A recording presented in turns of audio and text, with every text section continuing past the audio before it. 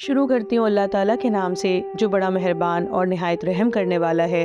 سامعین حضرات، آج آپ کی سماعتوں کے حوالے ہے در یتیم کا ایک اور باب جس کا عنوان ہے مدینہ میں حق کا ظہور۔ بعثت نبوی کا 11واں سال ہے، حج کا موسم ہے۔ عرب کے گوشہ گوشہ سے لوگ مکہ چلے آ رہے ہیں۔ مکہ کی بستی میں غیر معمولی چہل پہل ہے۔ حضرت محمد رسول اللہ اور صحابہ کرام باہر سے آنے والوں تک خدا کا پیام پہنچانے کے لیے ہر ممکن صحیح فرما رہے ہیں۔ کفار قریش کی ادائیگی مزاحمتوں اور رکاوٹوں کے باوجود آپ اپنے فرض کی ادائیگی میں منہمک ہیں۔ شہر مکہ سے چند کوس کی دوری پر عقبہ نام کا ایک مقام ہے جہاں رات کے اندھیرے میں یثرب سے آئے ہوئے لوگ باتیں کر رہے ہیں۔ یہ باتیں گھریلو قسم کی ہیں۔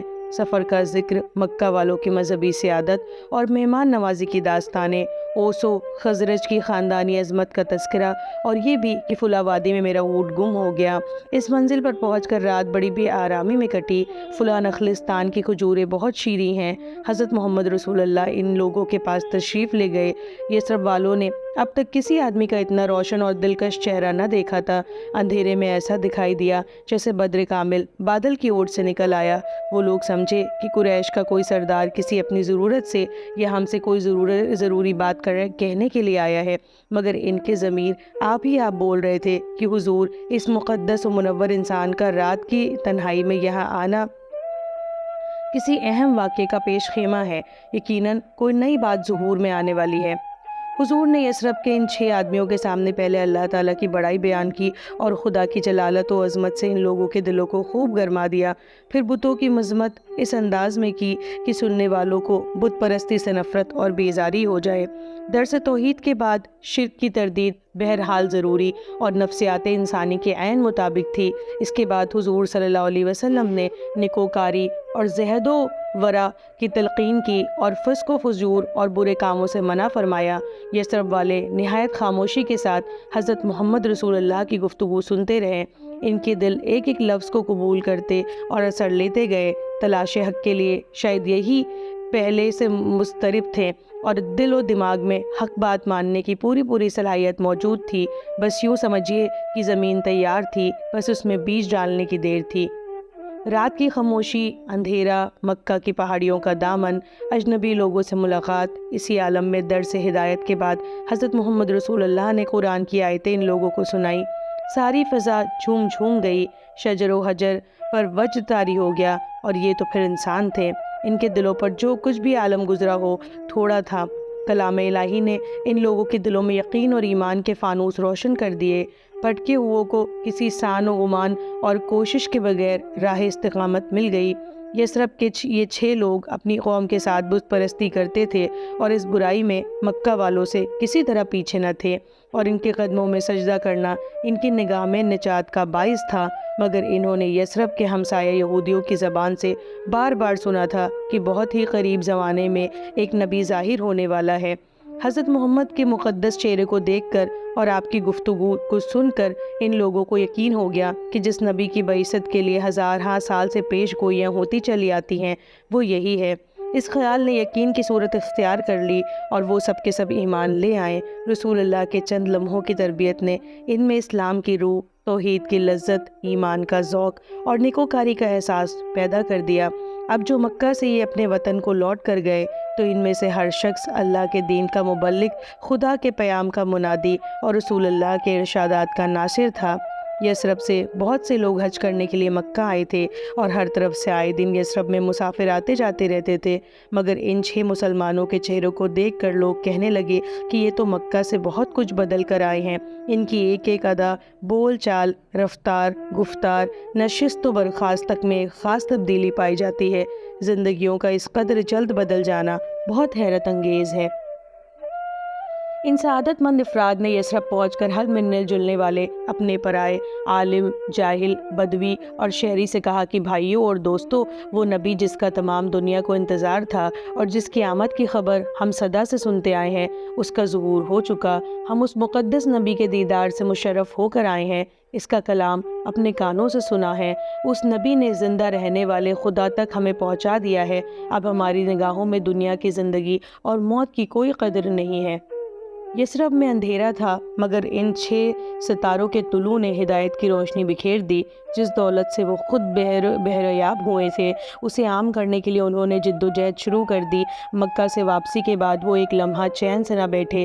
اسلام کی لگن اپنا کام کیے جا رہی تھی اور ایمان کا ذوق کوچے اور بازار میں انہیں لیے پھرتا تھا، جہاں وہ لوگوں تک اس بشارت کو پہنچاتے کہ مکہ میں ہدایت و سعادت کا آخری اور سب سے زیادہ روشن آفتاب طلوع ہو چکا۔ اب ہر جگہ سے اندھیرے کو چلا جانا ہے۔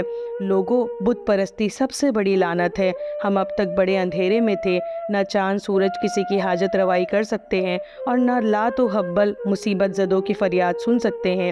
یہ سب جاہلیت کے ڈھکوسلے اور آبا پرستی کے توہمات ہے۔ پوجنے کے لائق تو بس خدائے واحد یکتا کی ذات ہے۔ انسان کی پیشانی بس اسی کے آستانے پر جھکنی چاہیے۔ انسان کی عزت کا معیار نیکی اور پرہیزگاری ہے۔ محمد رسول اللہ کا یہی پیام اور آپ کی تعلیمات کا یہی خلاصہ اور لب لباب ہے۔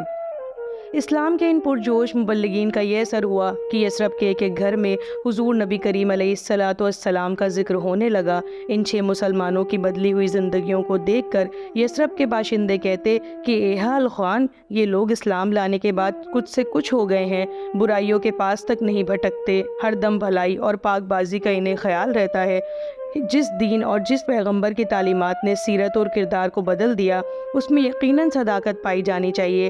شوق و ذوق کی دبی ہوئی چنگاریاں بہت سو کے دلوں کو گرمانے لگیں۔ توحید و نکوکاری کی باتیں سن کر سعید روحیں لطف لینے لگیں۔ 1 سال بعد یعنی 12 ہجری بعثت نبوی میں یثرب کے 12 باشندے مکہ آئے۔ یہ لوگ گھروں سے یہ ارادہ کر کے چلے تھے کہ محمد رسول اللہ کی خدمت میں حاضر ہو کر آپ کی تعلیمات اور اصول دین اپنے کانوں سے سنیں گے۔ آپ کی نقل و حرکت، رفتار، گفتار اور آپ کے ساتھیوں کے حالات سے اندازہ کریں گے کہ آیا یہ ذات واقعی پیروی کیے جانے کے قابل ہے، اور اس کی غلامی اور اطاعت کا قلاوہ ہمیں اپنی گردنوں میں ڈال لینا چاہیے۔ حق کی تلاش، صداقت کی جستجو، ایمان و ہدایت کا سراج انہیں مکہ کشا لے آیا۔ مذہب اور عقیدے کا معاملہ تھا، وہ خوب ٹھوک بجا کر اور دیکھ بھال کر فیصلہ کرنا چاہتے تھے۔ رسول اللہ کی خدمت میں یثرب کے یہ 12 نقیب حاضر ہوئے۔ حضور صلی اللہ علیہ وسلم نے خدا کا پیام ان تک پہنچایا، نیکی اور پرہیزگاری کی تعلیم دی۔ قرآن کی آیتیں ان کے حق میں بھی انقلاب کا سبب اور ہدایت کا ذریعہ بن گئیں۔ صحابہ کرام کی مقدس اور بے داغ زندگیوں کو دیکھ کر اور یقین ہو گیا کہ یہ دین ایک ہی تاؤ میں کھوٹے کو کھرا اور پیتل کو کندن بنا دیتا ہے۔ سب نے یک زمان ہو کر اللہ کی ربوبیت اور محمد صلی اللہ علیہ وسلم کی رسالت کی شہادت دی۔ اسلام لاتے ہی ان کی بھی کایا پلٹ ہو گئی۔ وہ اس تبدیلی کو خود محسوس کر رہے تھے۔ دلوں پر کفر و ضلالت کے پڑے ہوئے پردے یک بار کی اٹھ گئے۔ ہر شخص ایک دوسرے کو مبارکباد دیتا۔ فرط مسرت نے ان کے چہروں کو ارغوانی بنا دیا تھا۔ وہ اپنی قسمتوں پر ناز کر رہے تھے۔ چند دن مکہ میں قیام کرنے کے بعد یہ لوگ جب یثرب مدینہ جانے لگے تو حضرت محمد رسول اللہ صلی اللہ علیہ وسلم نے حضرت مصعب بن عمیر کو تعلیم و تربیت کی غرض سے ان کے ساتھ کر دیا۔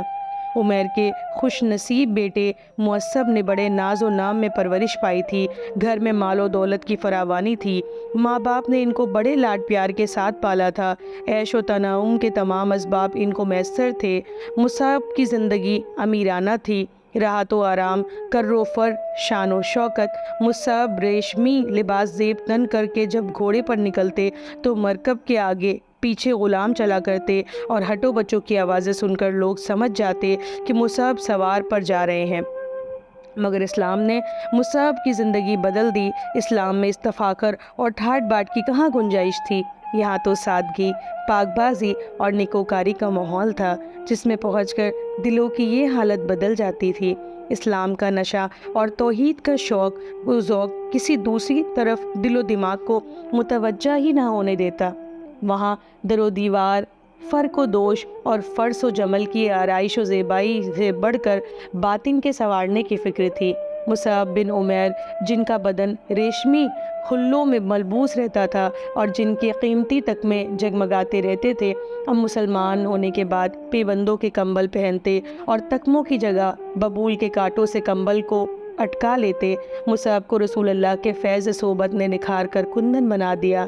تبلیغ حق اور واعظ و ارشاد کا ان میں خاص سلیقہ تھا۔ رسول اللہ کی نگاہ انتخاب اس اہم مقصد کے لیے انہی پر پڑی۔ وہ بالکل نئی جگہ اللہ کا پیام لے کر جا رہے تھے، جہاں نو مسلموں کی تربیت کے ساتھ غیر مسلموں پر بھی حق واضح کرنا تھا۔ دوہری ذمہ داریاں مصعب سے متعلق تھی۔ اتنے عظیم الشان کام کے سر انجام دینے کے لیے وہ ہر وقت اپنے خدا سے تائید و اعانت اور نصرت و امداد کے طالب تھے۔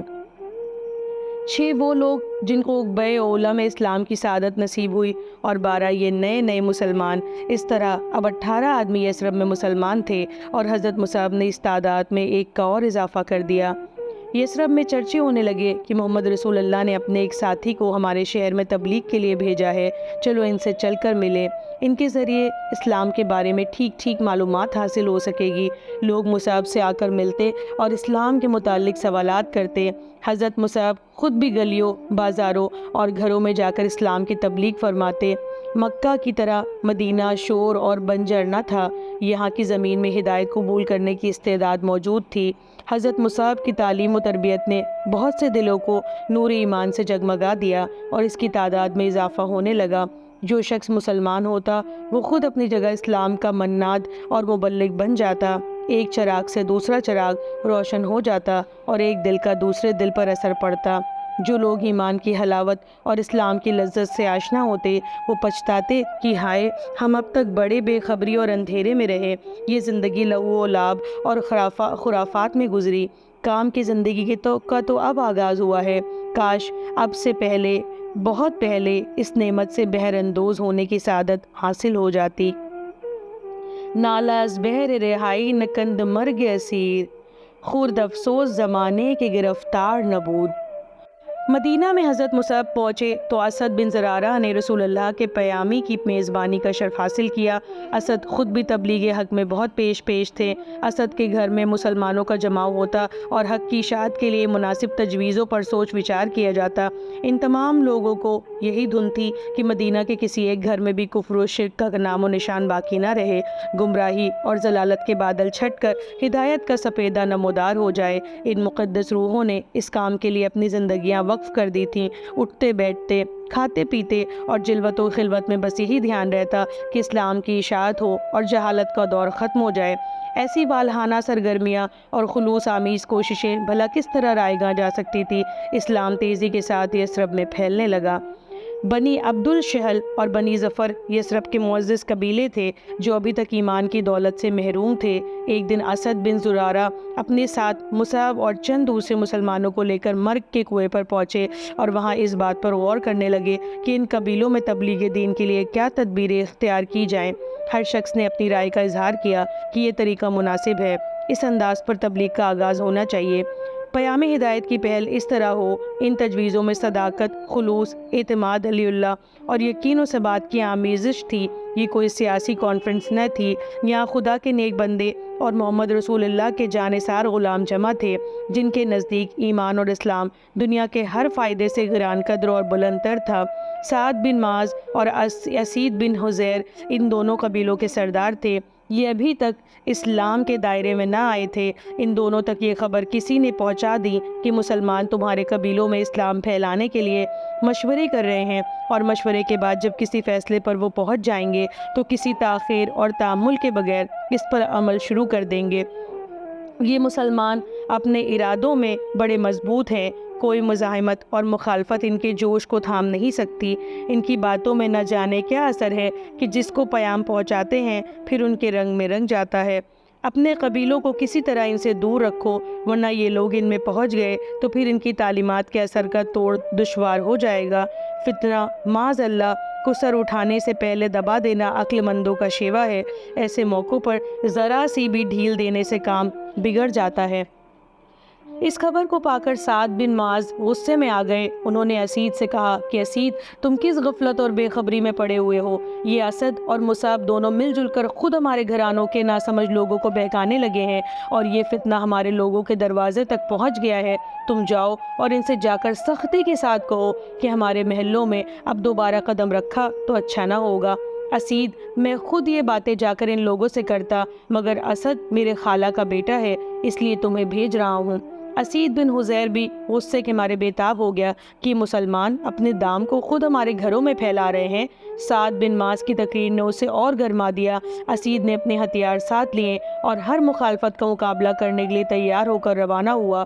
خاندانی عصبیت اور جاہلانہ حمیت پورے جوش پر تھی۔ اسید اس عزم کے ساتھ روانہ ہوا تھا کہ مسلمانوں نے کوئی سخت سست بات کہی تو نیزے اور تلوار سے اس کا جواب دوں گا۔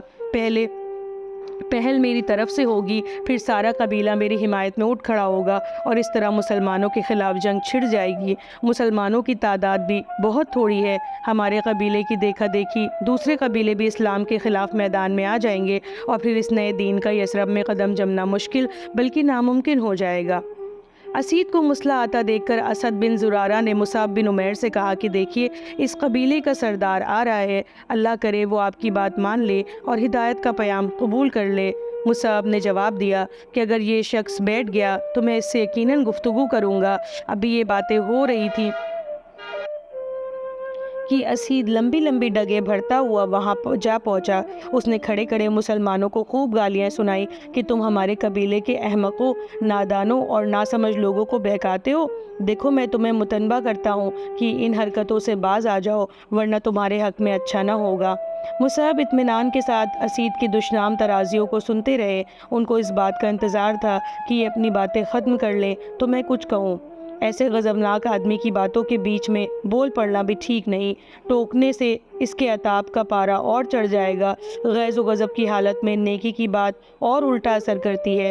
اسید گالی گلوچ دے کر جب دل کی بھڑاس نکال چکا تو حضرت مصعب نے انتہائی متانت اور نرمی کے ساتھ فرمایا کہ کاش آپ بیٹھ کر ہماری بات سن لیں۔ اگر آپ کو ہماری باتیں پسند آئیں تو قبول فرما لیں اور ناپسند ہو تو ان پر توجہ نہ کریں۔